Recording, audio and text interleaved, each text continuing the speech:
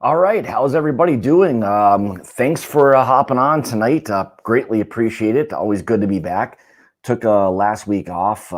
Was nice to just spend a little time around the house with family and everybody. So hopefully everybody had a great Christmas, a nice New Year. Um, so yeah, it was nice to kind of just get away a little bit and kind of lay low and not have a whole lot on the plate. So hopefully everybody had a great great Christmas, great New Year's, all of that. So happy New Year to you guys. Greatly appreciate all of the support through 2021. It's been this past year has been kind of a whirlwind for me, I would say. I mean, it's been absolutely probably the best year I've had so far with the whole whiskey tube thing and all of that. Things have really kind of taken off for in a really good way. So really happy with kind of how things are going, and it really has everything to do with with you guys and all of the support and really everything from there. So greatly appreciate all of that. Can't say thank you enough. It's been an absolutely crazy year, and hopefully 22 is going to be another good one. It's kind of shaping up that way so far. I know between Jason and I with the mash and drum stuff, or mash and journey stuff, we've got a lot of stuff going on. So for everybody who is already part of the club, you guys know a little bit about what's going on. If you're not and you want to be part of it, I think I've got the it pinned in the chat. So if you have any interest in becoming part of the Mash and Journey Whiskey Club, go ahead and hit that. So I'll put up here in a few minutes kind of some of the things that we've got going on. So it's been kind of a heck of a run so far.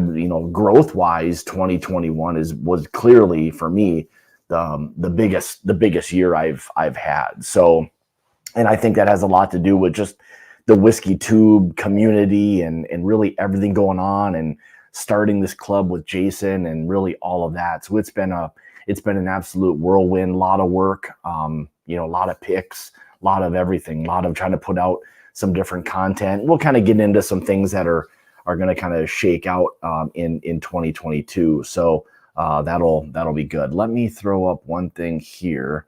In the event anyone is interested in becoming a member, part of the Mash and Journey Whiskey Club, I've got it pinned, and also is just a little bit of kind of what's coming. So we're always trying. I think a lot of the people who are in here right now are either part of it, and they can tell we're trying to do as much as we can, high quality whiskeys, really all of that. So really super excited. So hopefully either Andy and or Todd will pop on here. I just sent them another message, so we had it kind of coordinated. So hopefully they've got everything. If not, you guys are stuck with myself and or Marty tonight. I know Marty will probably pop in here in a little bit, but I guess let's go back, before we kind of get into some of the best, bourbons and whiskeys of 2021.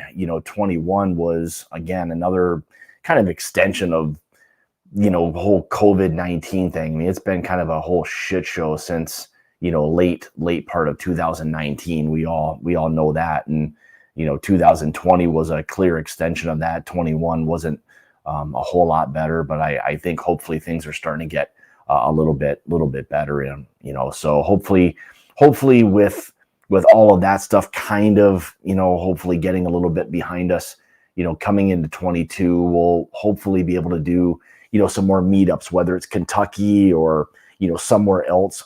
We'd love to try to do a little bit more, like meetups. I mean, that's one of my things, kind of the goal for 22 is, as long as things kind of progress and get a little bit better and we can get out and do things without having to be restricted and be home and all that, that was one of the things I really wanted to do, was get out and meet more people that I haven't been able to meet already. So the people I have met this past year has been incredible. Some of you guys are in here, so it's really something I'm looking forward to doing, and it's something that I enjoy doing. I mean, the whiskey lends itself to wanting to, be around people and kind of shoot the shit and do all of that. And that's one of the things that I really, really enjoy, the most. So, let's see what else we got. Yeah, and I guess going back to the club, I mean, Jason and I started this thing basically beginning of 2021, and we started from not having any idea of kind of how this whole thing was going to go, who we were going to work with, and then all of a sudden things exploded and it took right off, as you guys are very aware of. And I think we've done a pretty good job with getting some really good whiskeys out to you guys. So that was one of the things that we talked about early on, was passing up on something if we didn't think it was good, just clearly saying no. And then second was, making sure that whatever the whiskey was that we were going to get to you guys, that it was going to be the best of what it was we were sampling. So, he and I have very similar palates. It kind of works really well from that standpoint. So we work off of each other with a lot of things. He sometimes looks for a little bit of something. I look for something a little bit different. And I think collectively, that's what allows us to really get you guys something that's either different, unique, complex, whatever it may be. That's what we really strive for. And then third, I guess, is getting people part of the Patreon community, getting everybody involved. It's no fun necessarily just doing this stuff on our own.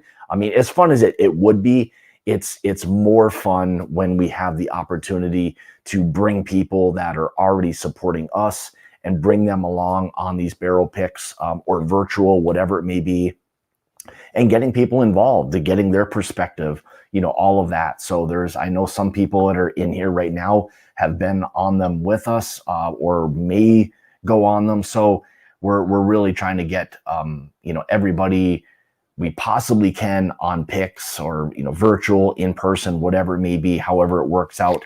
We're trying our hardest to do all of that. So I guess with that, thank you for everything. Greatly appreciate all of that. I saw JG in here. So last week, while I was off, things were a little bit kind of goofy and all of that. So all of the bottles that kind of people won last week will actually go out either tomorrow or Thursday.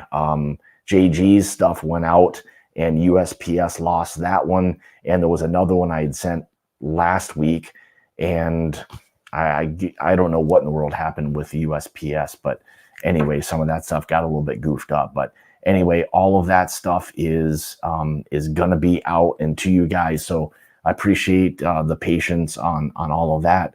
I needed a little bit of downtime. I had some things kind of going on here, so I appreciate the patience on that. So yes, this guy knows a little bit about the maker's pick that we've got. So, and again, Trev was, part of that whole deal. Trev, if you want to pop in tonight, we're just going to talk a little bit and in a little bit kind of 21 bourbons and whiskey. So if you're set up at all and you want to jump in a little bit, I'd love to hear kind of some of your thoughts on your 21 whiskeys or bourbons. So yeah, that was kind of what was going on there. I guess we can chat a little bit about 22, kind of what's going on. So I'm hoping this year, obviously is just an extension of the club going bigger and better, and it continues to grow. So hopefully that part of it will kind of speak for itself. We're hoping that as the club grows, it allows us the opportunity to get more barrels. So when we get something special, and as you can see, we've got some pretty good ones coming up that I think people are really gonna enjoy. So we're trying to, as much as possible and when available, to get maybe a second barrel, because the Patreon community is really kind of growing, and we love that. We just want to be able to start to make sure that we've got enough bottles for everybody, and so that everyone can kind of share in that experience. That's really ultimately what it's all about. So anyway, so All right, you're a little bit under the weather. Sorry to hear about that. I hear you. I hear you there. So I'm very familiar with that. So, but anyway, so yeah, that was kind of what's going on with 22. Channel wise, I think probably I want to continue to do a little bit of the same thing. I want to kind of make the content hopefully a little bit better. Do some more things outside of just standard reviews, more, top fives, top tens, a little more comparison. Try to have a little bit more fun. I mean, I think for me, 21 from the review standpoint got like a little bit stagnant. And I think it may have showed in some of the, some of the videos where it was kind of just going through the process a little bit. And I don't really want to continue to go down that. That's not fun for me. I mean, I like to have fun and I want to try to have as much fun as possible. Unfortunately, I can't have nearly as much fun as I would like to. I know the reviews sometimes come across a little bit more serious than I really am. I'm not always that serious. I like to have a good time and bullshit and bust whats and all of that. So that's not necessarily always a true reflection of kind of my real personality. So anyway, so yeah, so that's kind of what I want to do with 22 is just kind of expand, change up some of the content a little bit, make it more, I guess universal, make it to the point where a lot of people really can get some value, different things where it's constantly, changing. So a lot of the top fives, things like that, bourbons at around 30, under 40, all of that kind of stuff, I think are what a lot of people, truly want or want that perspective. So, that's one of the things I'm hoping to kind of continue to change a little bit.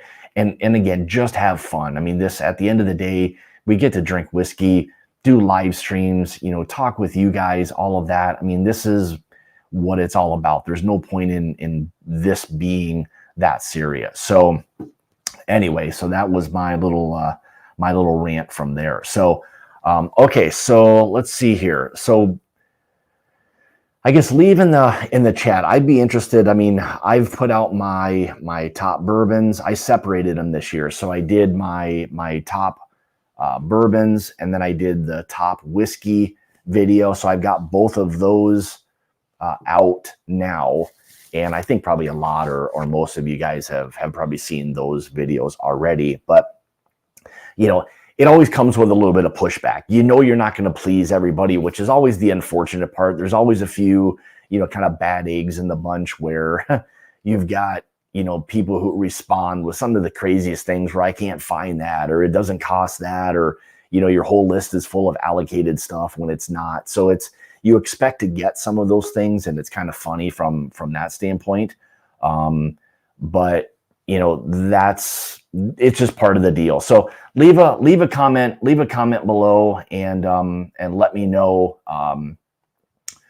Let me know some of your top whiskeys, bourbons, and Andy he's in here right now, so I'll bring him on here in a second, and we'll kind of get chatting. I wanted to get their perspective. I know they had just put out their top 10 list, maybe a week or so ago, and this is the thing. This time of year is where everyone's starting to pump those out. I think Jason's, from the Mash and Drum, is putting his stuff out either tomorrow or sometime this week. So a lot of things popping up. Matt, ADHD, he just put his out. So a lot of good stuff. So all right, let me bring in Andy here real quick. I see he's got a little prepping going on. He's got his hair. I see him back there. So all right, let me bring on the man right now. So hey. How you doing, bud? Cheers, my friend. Happy New Year. Same to you, buddy. Thanks for jumping in tonight. I appreciate it. Thank you for having me. I appreciate it. No problem. I know I was chatting with Todd a little while ago, and he thought he wasn't sure. He didn't think he was going to be able to do it, but he thought you'd be able to jump in and kind of chat a little bit. So yeah, you know how it is. Get the kids to bed first, past bedtime, the whole 9 yards, and then it's like, kids, go to sleep. Daddy's got to have some bourbon now. So. That's the way it goes. And my time slot always is that tough one. And that's where I always I always thought before, well, maybe if I get people early, like, or a little after dinner, that I was thinking, well, I don't have kids. So I was like, never registers in my mind that all the other dads and moms out there, they got to get these little kids to bed and all that. It takes some time. So, well, anyway, so thanks for rushing them off to bed so you can have a little extra whiskey. No problem. A little help from mom and said, I gotta go. That's just how it goes. That's just how it goes. So obviously we were talking a little bit before about some of the whiskeys, but let me back up a little bit. For anybody who doesn't know, your and Todd's channel, why don't you kind of just talk a little bit about what that and kind of the evolution of your channel, and maybe it'll expose a few other people to what you guys have going on.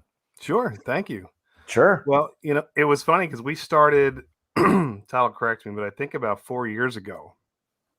And it was because of kids. We wanted a hobby that we could do that wasn't going to take us away too far from the family. We live maybe 1.5 miles from each other. Okay. And we grew up, we've known each other since kindergarten. So we've been friends for 40 years. So so it was a way for us to hang out. We started brewing beer. And we were terrible at first, as most people probably are. But we started brewing beer, and Todd loves to film everything. And so he would do these little selfies, and I was like, "What are you doing?" He's like, "I'm putting up on YouTube." I was like, "Well, why? What are you doing that for?" He's like, "Just trust me. This, it's fun." He said, "We should do it together." I was like, "Hell no, I'm not doing that. I'm not putting my face out there." I said, "No, not happening." And he pestered me enough that I finally said, "Okay, I'll do it with you." But I'm a little more. I'm just as ADD as ADD whiskey, because I needed to make sure that I had everything like prepped. It's like, we need a logo and we need a song. Even though I didn't know how to do any of that stuff, I said we need to do it. So, anyway, lo and behold, we started a little channel, and we started really just brewing beer at first. Yeah. And then we started doing a lot of home brews. A lot of beer reviews. Started taking tours of breweries, and next thing you know, we were having people were saying this beer. Goose Island started saying it's their Bourbon County Stout. That's where it really took off. And had some really good relationships with some local breweries, some larger breweries. But the bourbon barrel aged beers led me to this love of, well, what's behind the beers? Like, what's making this? So about 2.5 years ago, I started getting into whiskey. And it got to the point where Todd's like, "Man, you're drinking no beer anymore. It's nothing but bourbon and whiskey." I said, "I know. Yeah. I love it." I said, "We got to start doing it." And I twisted his arm, and it took him a little longer to come on board. But once he got on the train, I don't think he can get off either. So we've been very much more whiskey focused, especially the past 6-7 months, where we've just been delving completely headfirst into the whiskey world. And I learned what whiskey tube was, so to speak, and have been loving it. Yeah. And then we also, we're ridiculous 80s glam fans. So when everybody was out partying in college, Todd and I were usually seeing a band 1 or 2 nights a week somewhere. And that was kind of our thing. So we had this love affair with beer, bourbon, rock and roll, and that became kind of the new direction we took. So that's that's us in a nutshell. So it's been good. And that's kind of what, I think that was one of the things where I found your channel. This is probably going back, I bet, easily probably a year, I'm guessing. And I think I was looking, maybe it was 2 years ago, because I think I was looking for a review on maybe 18 or 19, Goose Island. And I was just like, man, like what I wanted to know a little bit more about it before I kind of dove into it. And I've had some of those beers prior to that, but you just like Whiskey Tube, people want to know a little bit more about what it is they're going to experience. And you hope to kind of latch on to someone who has a similar palate to yours. So you kind of listen and you go through all that, and you guys were down to earth. You were having fun. You're bullshitting with each other. I'm like, yeah, these are just two good dudes, like, shooting the shit, drinking some beer. I'm like, they're having a good old time. So I watched some of that, and, I think it was just probably ever since then, just watching what you guys do and the evolution. And like you said, to getting into the whiskey part of it, where it was gradual. Now you're doing more of that. And all of that, I still think ultimately lends itself to all of this good conversation, shooting the shit and all of that. So, that was kind of how I ran into you guys. And I think that's just how it works in general. It's been really fun because, the first couple times you do a whiskey review, because we were so comfortable with beer. Yeah. you're like, well, these guys are but they know so much more than we do. How can we even join the whiskey drinkers are different. They know everything, and they can smell and taste. And we had to get over that fear of saying, you taste what you taste, you like what you like, you don't what you don't, and you just kind of break it down the way you see fit. I think we both have pretty good palates, and I think we both do pretty well at it. But it's our own thing, and that's what I liked, and that's why I really liked your channel. There's certain channels I started to really start to enjoy. I was like, Scott's channel's pretty good. Like we're really enjoying this. And then, Mash and Drum, of course, Jason knows a lot of stuff, but he's very down to earth too, which we liked. We started growing alongside of Marcus from the Bourbon Judge and had him on a couple times, and dude's doing great. I mean, he's blowing things up, but again, just a down to earth, like kind of fun review.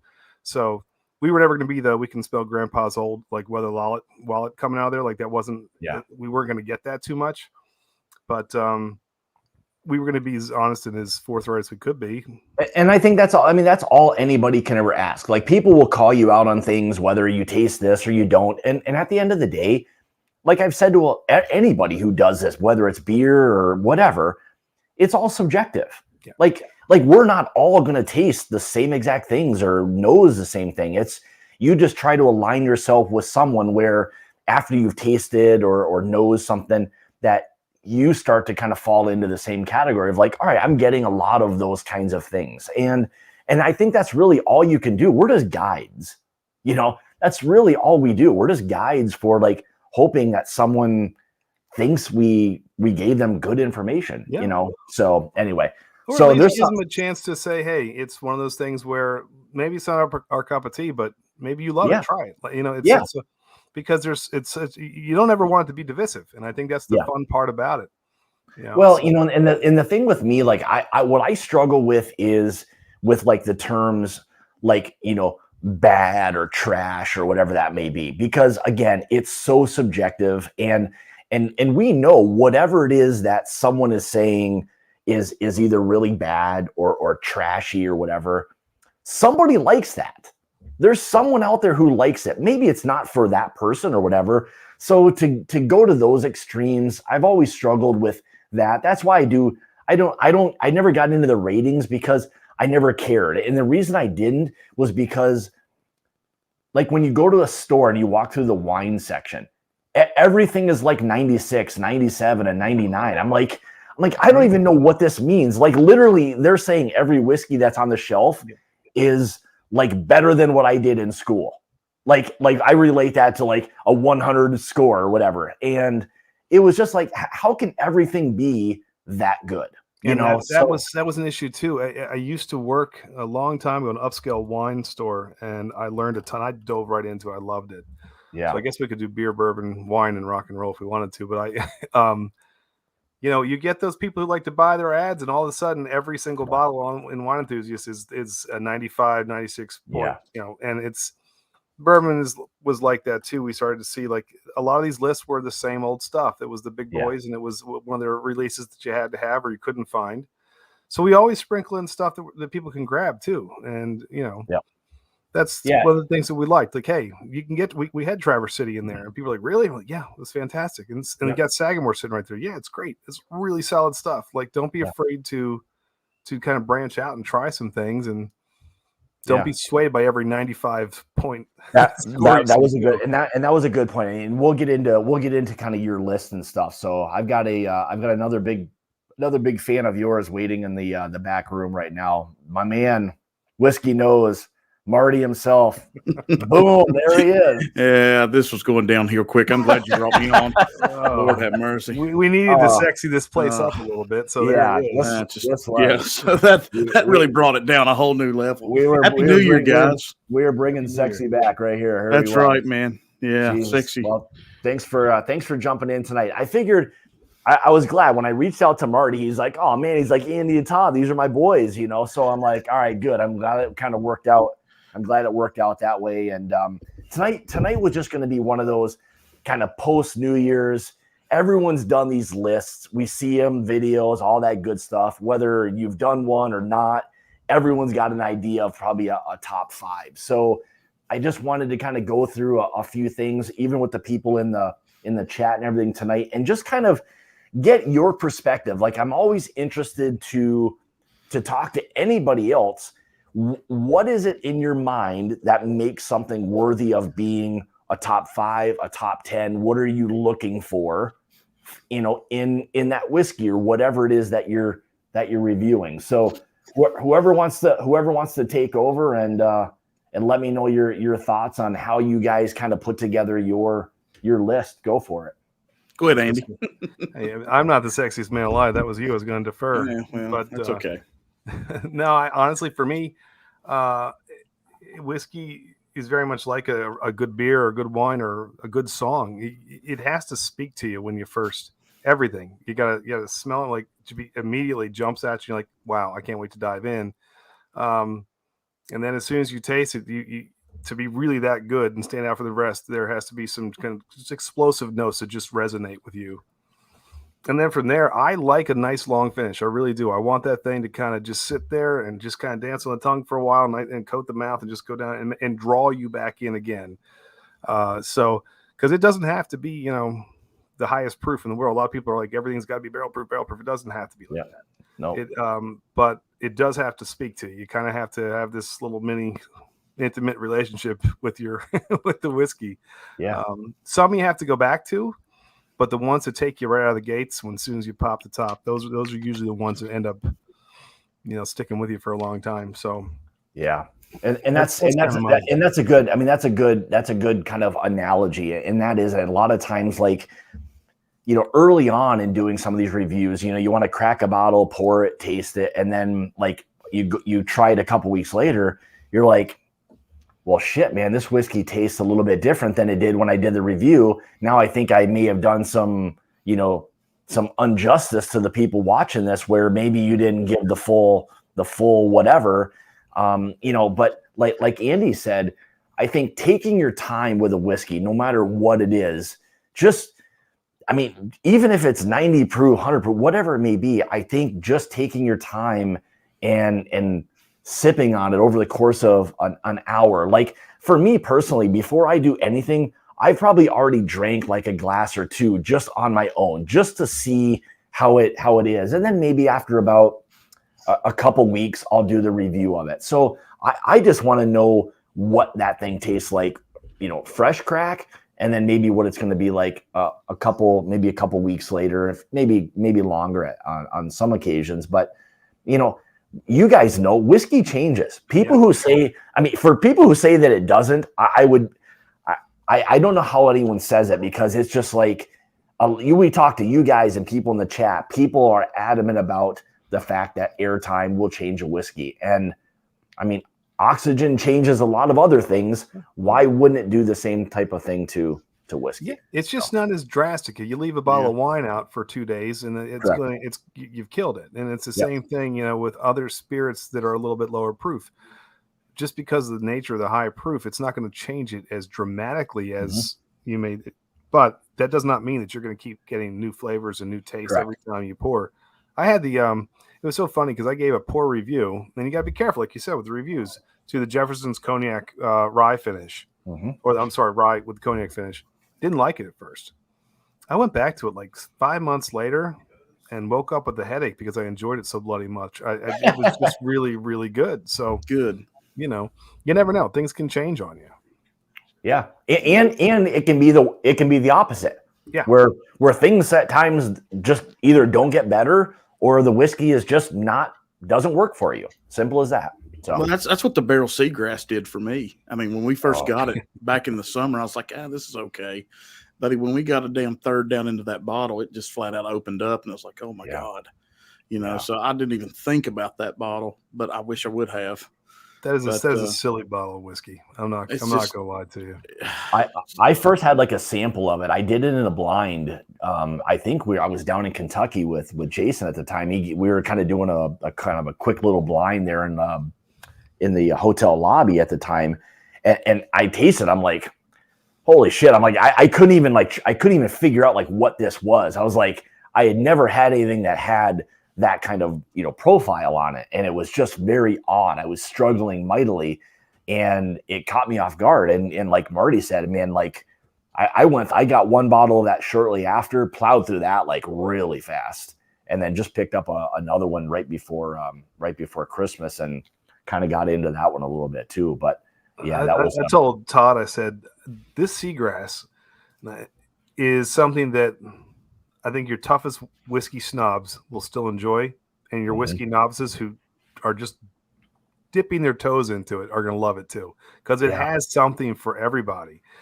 Just the first time you smell it, is like, this is like it's like a summer fair. Like you get cotton candy on the nose. Like how many whiskeys do you have where you open up and you're like, there's cotton candy right there? Yeah, it's just really, it was fun. It's a fun whiskey. You know what? When I first tried, actually, I shouldn't even say when I first tried it. Once I kind of got into it a little bit and sat down with it, it was weird because there was so much going on that I couldn't even like try to describe what it was. I was struggling with there being so much going on that I'm like, how do I do this? Like, how do I tell people what this thing tastes like? It's like one of those things like trying to tell someone what chocolate tastes like who's never had it. Like, how do you do that? You know, so that I struggled with that one a little bit because of how different and unique it was. And I just want to say, like, it's delicious, it's different, it's unique. Go buy it. Like my review could have been 60 seconds or less, honestly. You know, but it takes you on that like just crazy journey. That's a fun ride too, because I think you have 16 different people all taste it. You're gonna have 16 distinctly unique reviews about it because of all the different notes and flavors that you can pick up. Yeah, but you know, Barrel does it well. I do think that they've taken that to an art form, and I heard some people didn't like the Armida. They were on the fence about it. I liked it. I thought it was fun. The Dovetail was really good. I like it when they do that experimental stuff. I'm looking forward to hoping they do some more of that this year. Some more, and I think they'll probably do that. I mean, I think they've kind of, you know, they kind of have their lane. It seems like, you know, those finishes are I think quickly becoming kind of barrels. I mean, outside of their blends, I mean, what I wish they would stop doing. I mean, again, this is a little bit of the Tennessee part of it. Like, I don't mind some of the older Tennessee whiskeys that don't have that Lincoln County process, because that tastes like, for us, I think a little bit more of the bourbon that we're used to tasting. I know, like Marty and all of that, you're a little more used to that kind of minerally note that comes from some of the Dickel products or whatever. And again, it's not that it's bad. I just don't always necessarily want that mixed in with other things that I'd rather either just have that or have like Kentucky or MGP or something else. So that's one of the things I struggle with barrels, blends, like their bourbons. Everything else, their rye, all those kinds of things, I'm generally okay with. So what are your thoughts on that, Marty? Seagrass, I thought, was phenomenal. It's like you said, though, Scotty, it's hard to explain all the notes and everything in it. And, you know, the review is hard to do. I think we did one in the spring or early summer, but you know, as time went on and the season went on, for us, it seemed to go more towards affordable, findable whiskey. And because some of these bottles that we're all chasing is just out of control, it's hard to find. And when you find them, we're paying so much. And when I did my top 5 of the year, my top 2 were not as easy to find, but everything else was easy. I went with the cigar blend, Joseph. I had to, man. Batch 67, 8 maids of milking. It just absolutely killed me. I loved it. And but other than that, I'm still trying to stick to the guns of, you know, what's on the shelf, what kind of store picks are coming, that kind of thing. So that's kind of the goal for 2022 is I'm going to start just sticking with picks. I'm going to do that, and because I probably already have a regular bottle of it somewhere. So comparing the two, I think, is a lot of fun. So, yeah, you know, everybody in the whiskey community knows how hard these things are to find on a normal basis. And everybody, wherever they are in the country, have access, hopefully, to some picks. So that's kind of where I'm leaning. Yeah, the chase part of it for me has just gotten to the point where it's exhausting. And if I somehow luck into something, or somebody is kind enough to say, hey, I can get you a bottle of this, you know, great. I mean, I would say, honestly, anything in the last year, maybe 2, that I've gotten that would be anything like quote unquote allocated or difficult has been because somebody, you know, great person from the community has said, hey, I can get you this bottle, you know, do you want it? fine. I'll take it that way. I'm not pitching a tent. You know, I'm not waiting. I'm also to the point.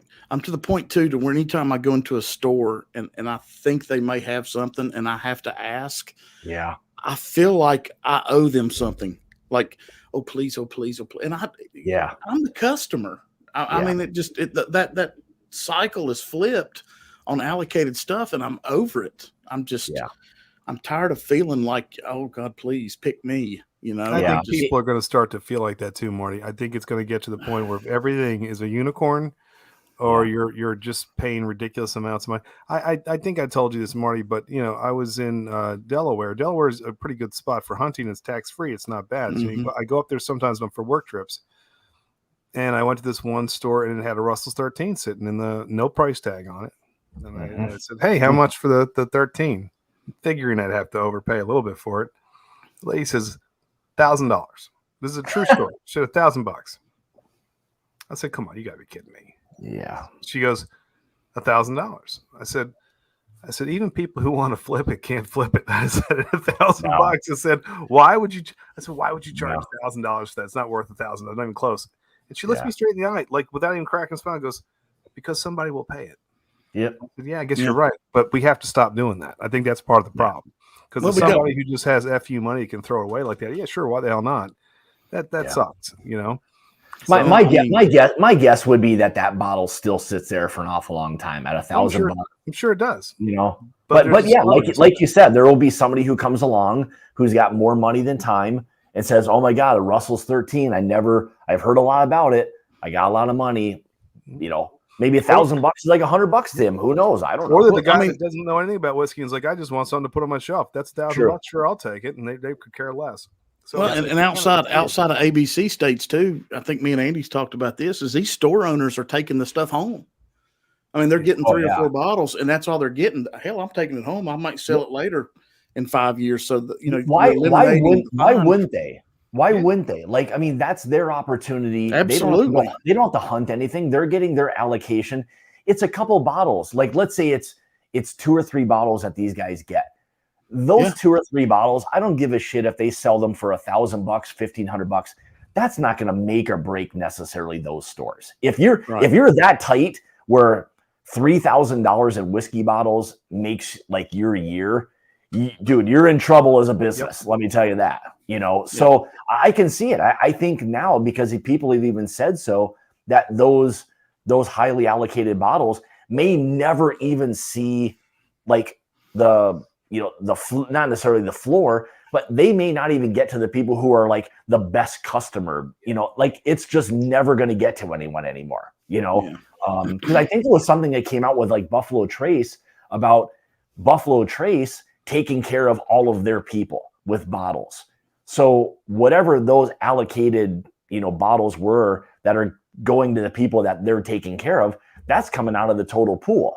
So the total pool already seems small to us, which makes it smaller. Now you'll never see anything. More things just go to liquor stores, you know, in their personal collections. Like, the only place you can get stuff anymore is secondary.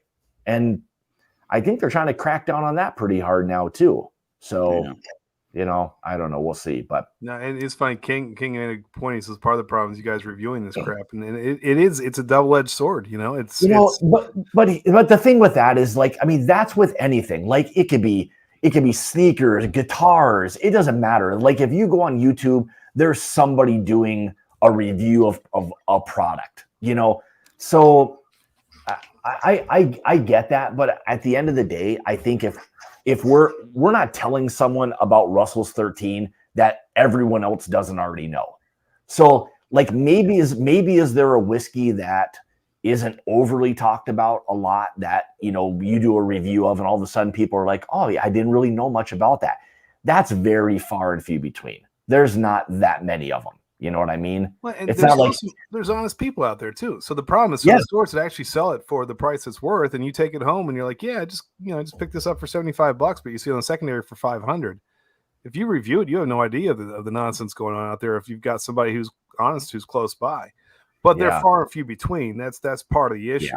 And so, you know, the more people that decide, it's like you hope the next good bottle you taste, no one else does review on it that sends it over the top. Like the thing is like this 8-year from Sagamore. This is a great rye whiskey. It made it into my top whiskeys of 21. I mean, granted, it's not theirs, it's MGP, but I think with what they were able to get of this, I mean, this was going to go in someone's bottle. So I'll give Sagamore the credit. They got it. They put it in their bottle, and it's a great rye whiskey. Like this rye at this age at MGP, it shines. Like this is the wheelhouse right here for me personally.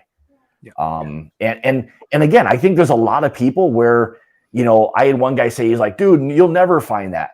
Like I can go, I think anywhere I've ever been, I've seen these like on the shelf, like they're out there. Well, so we're spoiled. We're from Baltimore. It's right around the corner. We can get them whenever we want. Sagamore is all over our shelves. So that's no big deal. To somebody who is across the country in Seattle, like, God, I wish we could get a Sagamore. It's again, a lot of it is geographical, and that was what killed the beer industry, is that things became so regionalized that we found ourselves heading towards there you go. That's good stuff too. Yep. So we found ourselves gearing more towards the stuff that was accessible, but even whiskey's going that direction where it's getting. I think Old Carter is one of the ones like we love it, but we're one of the 8 or 12 states that can get it. Yeah. So then you have to find an honest person to sell it to you. So it's and that's the thing. I mean, I remember. I mean, maybe a year and a half ago, you could go to a place and there would be Old Carter sitting on the shelf. Well, those days are long gone. I mean, that doesn't happen anymore. I mean, unfortunately, but and that was how I ran into the original batch 5 bourbon that I had. It was just sitting on a shelf at some like little shit liquor store in Kentucky. And I just said to the guy, I'm like, Old Carter. I'm like, how much is that? He's like, well, which one? And it was funny. I will never forget this. He's like, well, which one is that? I'm like, it's the yellow one. He had no idea what that was. No idea. Wow. So I'm like, I'll take. And I thought for sure I was about ready to get like bent over, and he's just like looking at it. And I think I paid $199 for it. That happened to me in a little hole in the wall in Seaford, Delaware. I saw. I said, "Wait, is that an Old Carter sitting there?" And I made the mistake first of asking the price of the Michter's 10 that was sitting next to it, and they came up with $400. I'm like, "That's not happening." No. So what the heck? No. How much for the Old Carter American whiskey? Yeah. She's like, "Oh, $199." I was like, okay, I will do that. And to this day, it's still probably that was one of the ones where you top. There's sometimes things you can't pay for quick enough before they like either change their mind or realize they've got it priced wrong. It's like keep your poker face, boy. Let me think about it for a second. Okay. Your palms are sweating. You're trying to get your credit card out. It's like you just can't even pay for it quick enough, So no, that's awesome. So all right, so let's chat a little bit. I know we've all kind of done our lists and Andy, I know you guys combined your bourbon. So you basically just had your top 10 whiskeys, you called it, right? Yeah, we just did anything. It was no holds barred. And then we did a separate best ryes, and then we're going to do a finished whiskeys as well. So that's coming out. But we did the ryes, and then we did let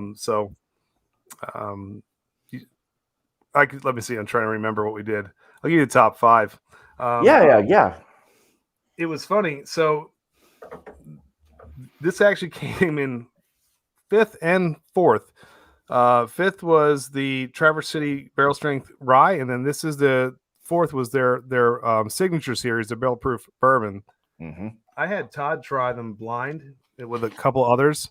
He's like, "What are these? These are amazing." They both went out because he hadn't tried them yet. It's like, "These are fantastic." Well, actually, he tried the rye, gave it to me, and I never gave the bottle back. I had the bourbon, and we did the same. We were just blown away by how much we loved it.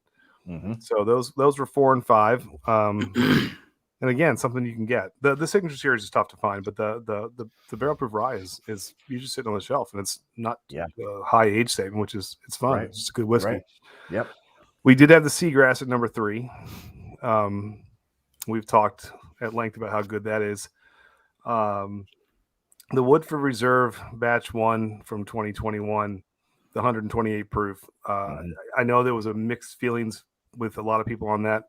First time I opened it, that bottle may have lasted all of 3 days. I could not have fallen in love with the bottle more than that, and said I'll never find it again. Lo and behold, somewhere in Ocean City, Maryland, there was another one sitting on the shelf that said back up, and I don't even think I've cracked it yet because I'm afraid it's going to happen again. Yeah, absolutely loved it. Thought it was wonderful. And then we had The Old Carter American whiskey. It came in batch 7, I think it was, for our tops of the year. We tried that. That came in at the halfway mark. We did our top whiskey so far in July. That topped it, and still nothing had beaten it yet. It's just absolutely dynamite. So those were our top 5. It's super hard. I mean, I've always said it, and I'll probably maybe never change. But I mean, I think what Old Carter does, their American whiskey, for me is probably the best of what they do. Mm-hmm. You know, so it's just all of everything that they do for their American whiskeys. I mean, they just shine in every way possible. It's incredible whiskey. So and it's funny you're drinking that 8-year Sagamore, which we had on our rye list. But Mark and Sherry both said that 8 years is like a hot spot. They said that there's just something they really like about that 8 to 10 year mark that just really stands out to them. So it doesn't surprise me that Sagamore was just fantastic. Yeah. It was it surprised me. I mean, it was when we were out there in when the heck was that? Maybe October, which I wish I would have known you guys were right there. Hell, I would have let you know. I would have like Jesus. But we saw that you guys came out. We're like, yeah, we're right around the corner. I didn't even know that at the time. Don't worry, there's always the next time. One of these days. I should have known, because you guys have like the insignia like in your like the Maryland stuff. Like I should have. The only state that has to throw up the Maryland flag is what we do on everything around here. But that's I should have known. But it was just like when I had it there, I was just like, holy moly, like that's a really, really good rye whiskey. And I'm like, well, how much is that? And it was like $75. I'm like, that's and I think Sagamore, I mean, they do a great job of pricing. Like they don't try to like overprice anything. It just seems to be everything that they do is just like, that's the right price for that whiskey, you know. So and they do some really cool finish stuff too. They really do. Their port, I don't know if you've had their port finish. Love it. Wonderful. I mean, they do some really solid some finishes on their ryes. So I think the sky's the limit for them. I think they're going to keep doing really good. I think so. I think so too. Yeah. Yeah. I went with I kind of did a different list. I went with like, you know, which whiskey disappointed me the most. Elijah Craig A121. I thought didn't have a whole lot to it. I was really looking forward to it. The C921, I loved it. And, you know, just there's hit or misses, you know, and, you know, the Remus 5, everybody seems to really enjoy it. So it was kind of a toss up between that and that cigar blend for me, for the Magnus. But I don't know. It's hard to do 5. I mean, it really is. I mean, I tried to do a pick. I tried to do some other stuff, and it's just hard to do 5. That's the thing. And I think one of the reasons it's hard is we didn't get a lot of great stuff this year. I think, you know, in just straight up, not pick wise, just straight up off the shelf. I just think it was kind of kosher. There was nothing that knocked your socks off. I mean, there's 6 or 7 that double oaked Sagamore's phenomenal. Yeah. You know, the 5 came out of nowhere, because the 4 wasn't that good on the Remus. I don't know. It's kind of hit or miss. And I guess it's, you know, in the long run, I had somebody at work tell me, well, you know, Marty, that's what keeps it fun. I was like, you know, you make a good point. And I said, but you know, you're also drinking my samples. So that's true. I said, if you want to donate, you know, I mean, at the end of the day, there's no point in like forcing something, because like, when we all start to put these lists together, you know, I've had things either written down along the way or, you know, made notes of certain things, but then I kind of went back to where I had, you know, written things down, and I'm like, you know what? I don't even really have 10. Like there weren't 10 for me necessarily that could I have done it? Sure. I could have done that. But, you know, I didn't get any of the Old Carters this year, so easily those could have been on there, or, you know, anything else. So I was like, you know what? I'm not going to force this thing. I just didn't want to do that. So I kept it at 5 for the bourbon and the whiskeys, and threw in a couple honorable mentions, some different things. But I was kind of in Marty's camp there with that too. I struggled with forcing something, and I just didn't do it this time. So that was kind of where I was at. But that's okay. But for me, I guess, you know, when I separated I wanted to do it a little bit different because I thought, well, if I do bourbons and then just kind of separate it with whiskeys, I could throw anything into the whiskey category and it would make it a little bit, more comfortable for me. So for me, like one of the things I guess I'll say, like of my top 5 bourbons that I was super impressed and blew me away was that Pursuit United that the guys did at Bourbon Pursuit. And I when I first tried it, I was just like, I didn't have any expectation. I had never had any of their stuff before. And the one I had was the batch 2. And I was just like, man, this is a really nice bourbon. Now, with that being said, when we all say top 5 or top 10, like that's excluding, like we know if we would have been given like a King of Kentucky or something, like, sure. Okay. Like we know, like that would have probably trumped it. Cause I had one guy, he's like, well, that's not better than King of Kentucky. I'm like, well, no fuck. I'm like, you're talking about like, one of the, maybe the best whiskeys out there in the world, period. Like I get what you're saying, but like at some point I can't have like the entire BTAC collection be my top 5 or top, 4, whatever it is. So you want to try to mix it up. Like I think all of us did and try to include some things that are, okay, maybe not the easiest to get. And then some other things like Andy, you guys did a great job. You had shit all the way from, Old Carter down to, stuff from Michigan or whatever it may be, Sagamore. So that's, I think, a good idea of not always like my top or favorite of all time, but like this is just what was memorable and what we really enjoyed for 20. Well, I think that's part of what we were trying to do too, because at the end of the day, Old Carter's, I'm not going to grab it and then rush through that in a week and be like, where's my next bottle? So if I have a little pour of that every year, I'm happy. But you have to drink stuff on a continual basis too, and it doesn't have to be Jack Daniels. Like, I mean, you can grab. So that's where the Traverse City hit a sweet spot for us, because we're like, well, this is really good, and we can find it. So if we want another bottle, great, we can do that without having our wives check the checkbook. It's like this is good. Yeah. So we wanted to kind of mix it up a little bit. Plus, you're right. There are certain things that we're not going to get, so we're just not going to put it on there. So maybe we should have a disclaimer: stuff that we've tried or that we enjoyed. Yeah. But that's just. That's what I did. I narrowed mine down to this year. Basically, it was as simple as, did I get a bottle or not? That was that. I didn't do anything that was, samples. Like Todd Ritter, he had sent me the 21, Four Roses LE. He sent me the William LaRue Weller, like a Thomas Handy. Like those more than likely would have been, 1 or 2 or all 3 of them may have easily been in there. But I didn't have a bottle, so I felt like it wouldn't be really doing that whiskey justice if I just did a review off of a 2-ounce sample and like really not sitting down with it. So I limited, this stuff to bottles that I was able to get, this year. So yeah, one of my favorites, Scott, was I did my favorite single barrel, and for me, just I know it's not out west yet, is the Chattanooga single barrel. I loved it. I thought it was great. It's under $65. And hopefully everybody will have the opportunity to get it here this coming year, because Tim, I know, is trying his best to get in all the states that he can. But to me, I had to mix it up that way, because if I didn't, I'm just sitting there spinning wheels. So, but and my argument for and Andy brought up this point before, was not everything has to be barrel proof. Like my favorite bourbon this year, honestly, was the Remus 5. I mean, I loved what it had to offer. I mean, you had, again, 100 proof. I'm fine with that. No problem.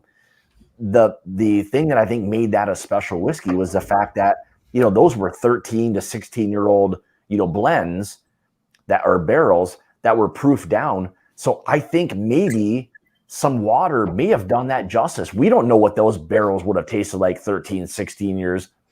Who knows? They could have been horrible, but blended and a little bit of water added. I mean, for me, that whiskey shined at 100 proof. I don't have anything else to say, anything different, but I absolutely loved that Remus 5.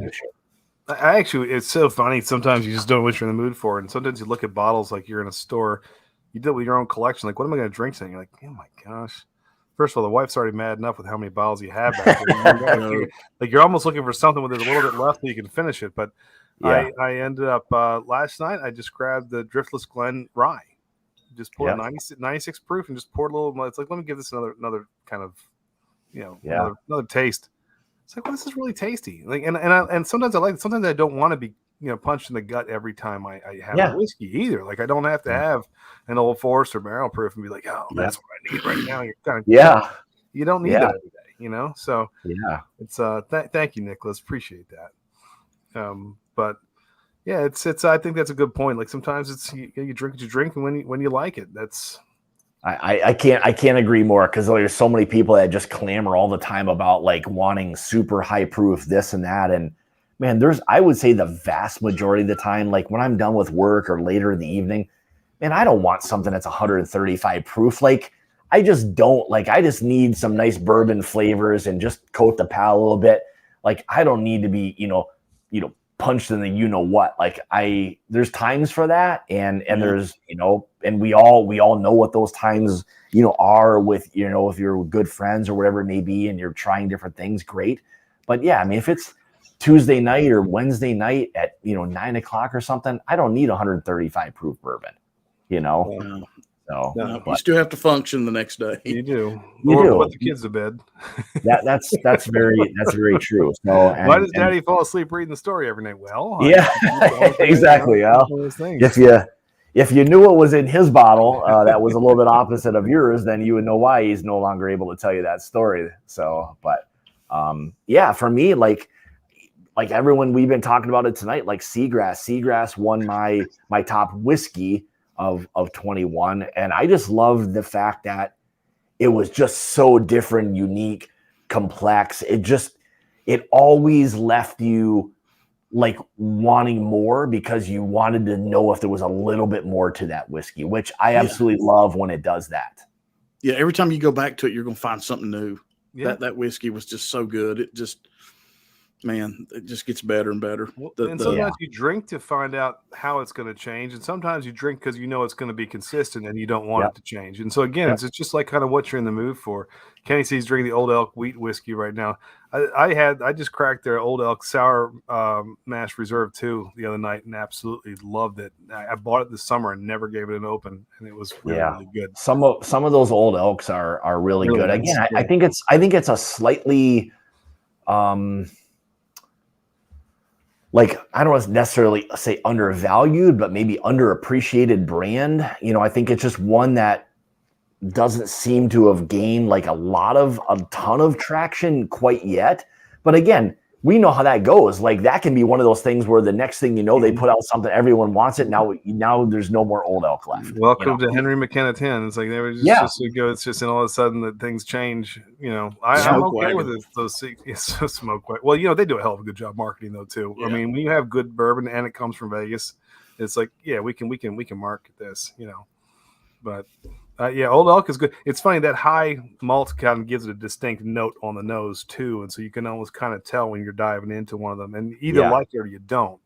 I like that, but it's it may turn. It does definitely allow for that different profile, which was kind of always a little bit odd that Metz came from MGP, which like all of their stuff is always so high rye.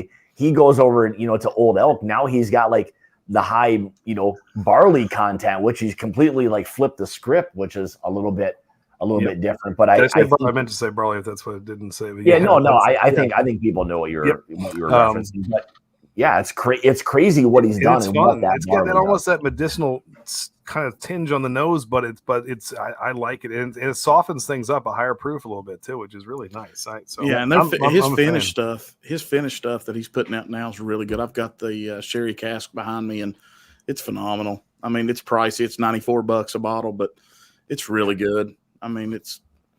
Marty and Scott, I hate to do this. We go live like in 60 seconds, so I knew you had your thing. To jump off, or Todd's going to kill me. They don't want to see Todd solo. That's fine. Hey, I appreciate you taking a little bit of time. Go do your other live stream if anybody wants to jump over, go watch 21090. They're gonna do their stuff now. So. We appreciate you all very much, Sky. Thank you, Marty. Happy New Year's to you guys very much. And let's do this again as well. Soon. Honestly, we'll Cheers, do bud. this again very soon. Yeah, man. Sounds good. Cheers. Have a good stream, bud. We'll see you. Thank you. See ya. So yeah, I mean, I think it's just been one of those crazy again, like you were mentioning it before. Like I just wasn't going to force my list this year. I was going to kind of let it come to me, and whatever that is, it is. And I had a couple of bottles that were ones that I'd gotten that were sent to me, and I try to always make the point of, like, I think a lot of people who know me, like, I'm not just going to like bullshit my way through it. If I like the whiskey, I do, whether you sent it to me or not. Like, if it's good, I'll drink it and I'll say it's good. If it's not, well, it's not, and it is what it is, you know. Well, that's the thing, is honesty is what's driving us and makes people respect our taste a little bit. And if we can save somebody some money, it's great, because, like, we talked about earlier, this hunt everybody's doing is just it's exhausting. And somebody says, hey man, I've got a $65 bottle, it's killer, I think you ought to try it. That's what I think I want to hear.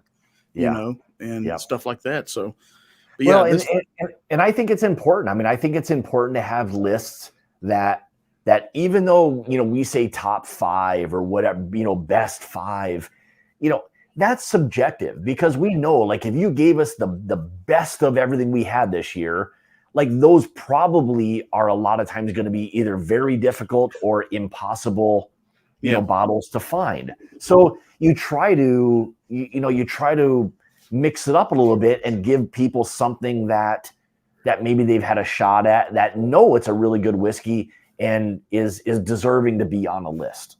I tell you what, I tried one last week that I'd not had all year, was the Knob Creek Cask Strength 124.5 proof. My goodness. If I had a bottle of that probably would have been my whiskey of the year. Yeah. It's I'd say it's probably about $120 bottle, because it's cask strength.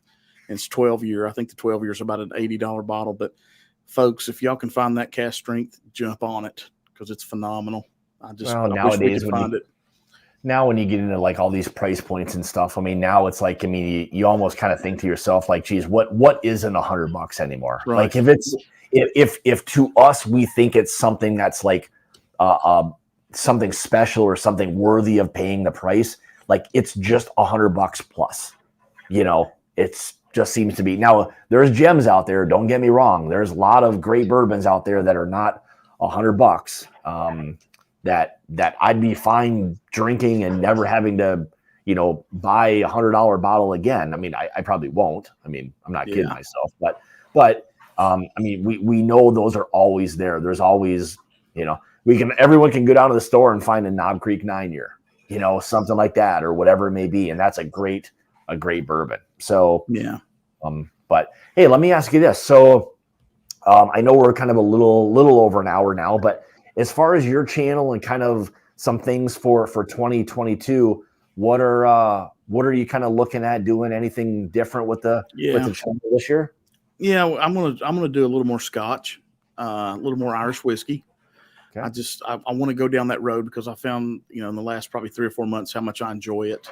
And I know there's a lot of channels that are doing that now, but for somebody like me that's brand new into it, I can give a beginner's perspective of what I get, what I do with it. And I think that'll be fun. I'm going to keep doing the uncut, unfiltered videos that are basically unedited, with just bottles that we pick up. Nothing spectacular. I don't, like I said, I don't have a lot of, $200 bottles. And I just kind of want to stay away from doing those reviews, because I don't want to do something that has, 2% of the population that can find it. I just don't think anybody really is into that.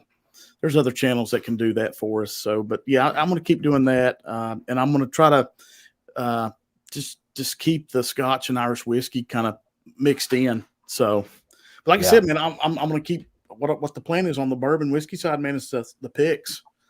I just want everybody that can buy picks, stick with picks, quit secondary in the hell out of this shit. It just and I think nowadays, like, I mean, I think it's gotten to the point now where so many people get so excited about, and there's a lot of great groups that are doing some really great picks. And I think that's really kind of what it's gotten to the point where like I'm more excited about, you know, picks that we do or you know, other people's picks. I mean, that's the thing that really honestly kind of keeps me, you know, pushing forward a little bit, is that, you know, the experience of that, trying something different. And again, you know, you want to talk about like unicorns, like there's probably only 200 bottles of those, you know, that came from a barrel. So, you know, give or take. So if you truly want to talk about having something that's special, well, be one of 200. Yeah, you really. know, Right. I mean, there's some great groups doing some great picks, and yeah, there's some really fun things, you know, kind of going on out there. Well, So. and the great thing too, Scott, me and Jason, Steve Mash and Drum, we were talking one night on the phone, and we were talking about the picks that, you know, you find and you buy a great pick. What next thing you're trying to do is milk it because you're not going to get another one. But you know what? Yep. There's great ones behind it. Don't stop drinking it. That's because you're going to find yourself with 10 of them back. You're like, I don't need to buy anymore. Well, no, keep going back to them. You know, keep moving, keep rotating out, because there's constantly great ones coming. That's the thing that I've got to do better at putting it in my skull too. It's like, hey, go ahead and drink it. There's plenty more behind it. It really is like the same thing. And that's a great point. Exactly. It may not be the same thing, but there's going to be something else that you drink that's either on par with that or as good or whatever it may be, that you just forget. Like you no longer are sad that bottle is gone. You're happy, like you drank it, you shared it, whatever it was you did, and you know, that's exactly it. If you've got really I tell you when that hit me, when I realized that I'm bad about that, is when I'm sending blinds out to people. And I've got this killer bottle, this pick, and I'm pouring it in. I've got 4 of them to send. I'm like, damn, that's a lot. Then I have to instill, hey, there'll be another one behind it. Go, you know, it's cool. Let everybody else have a shot too. So that's helped me a lot on some of these bottles. Yeah, you know? Doing some blinds. I mean, that's always a really fun thing. And like for anybody who's new into whiskey, like it's one of the things I tell them all the time. If you want to know what it is you like, then have someone pour 4 or 5 glasses for you that you don't know anything about. You'll know. You have no bias to a label, any of that stuff. Whatever it is you like best, that's what you like best, period. That's it. Like, you know, keep picking. You got it. So, all right. So I know we're a little in over an hour. I know the junkies are kind of going. So, you know, hey, thanks for jumping on. I know it was kind of last minute, and I'm glad you were able to do it. Yeah, I'm glad you were able to do it. It's this one I knew coming off the new year. I knew it was like, well, everybody's kind of done these lists. It was a fun thing to do and to get people's perspective of what they enjoyed and why and all of that. It's always a really fun thing. So, you know, thanks for what's great too, to Scott and Todd talked about it a little bit, is the comments that we're getting on those videos. Well, how in the hell did you not pick this one? You know, it's like, well, you know, I don't have that bottle, but doesn't mean it's not great. But you know, hey, like, just keep picking, man. That's what I tell everybody. It's one of those things where, like, I mean, you get those comments where it's, you know, we all get them. Everybody who's done a review of something has gotten those comments before about, you know, I can't find it, or it doesn't cost that much money, or it's more, or whatever it may be.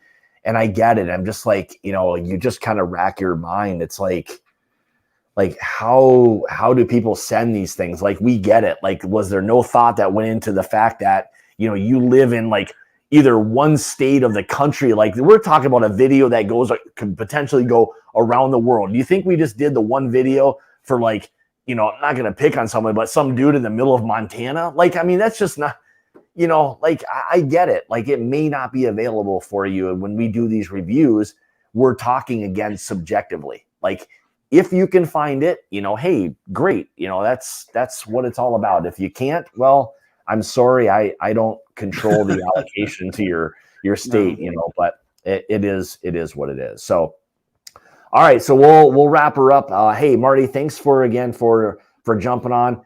Have a great New Year. Have a great New Year.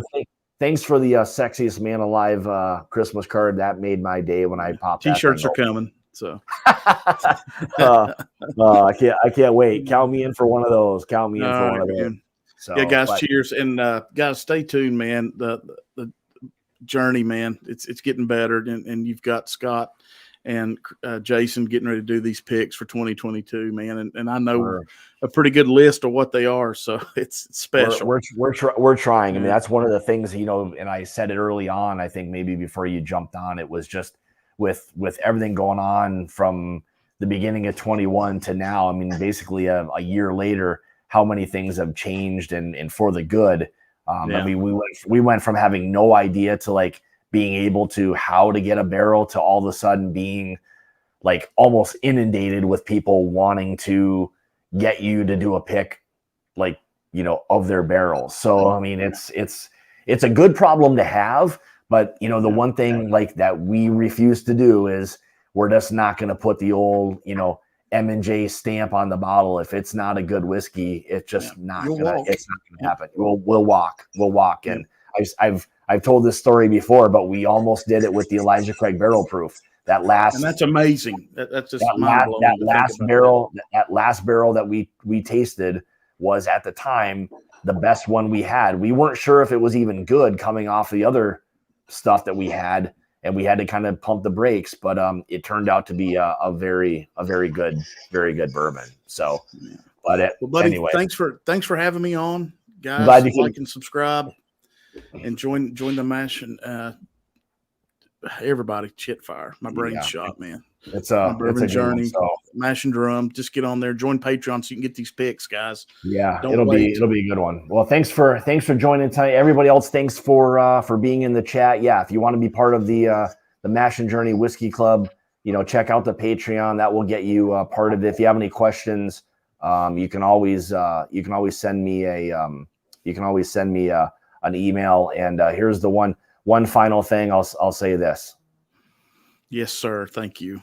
Let's do all that. So I think everybody kind of struggled through 21 a little bit. Let's hope that 22 is bigger and better, and it's everything we hope it can be. So cheers, guys. Everybody, thanks. We'll see you next Tuesday. Marty, cheers to you. Happy New Year's, buddy. You too, buddy. And we'll see everybody next Tuesday. Cheers, guys.